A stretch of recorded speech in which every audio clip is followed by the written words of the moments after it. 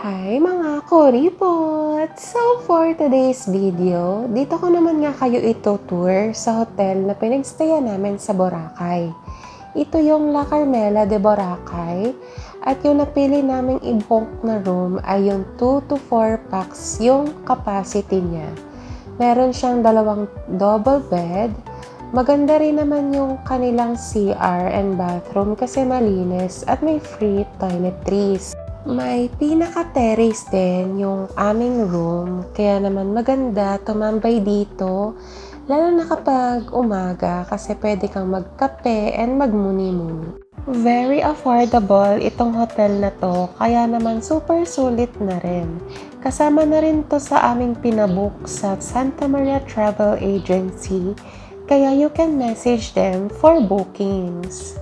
Pumunta naman tayo sa kanilang swimming pool area at medyo crowded lang talaga kasi maraming ang nag-i-stay dito. Pero maganda yung kanilang pool kasi beachfront sila, kaya naman maganda mag-picture-picture dito. Kahit nga maraming taong nagsiswimming ngayon ay malaki naman yung kanilang swimming pool.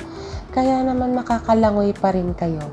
Meron diyang kiddie pool and adult pool.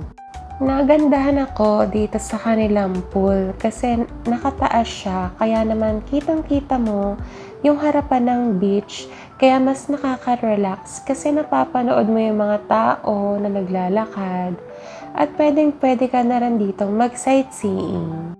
Sa gabi naman ay maraming pailaw dito sa hotel at marami ding tao kasi meron silang restaurant dito na may pa-dinner buffet.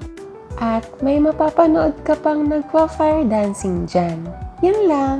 Follow for more!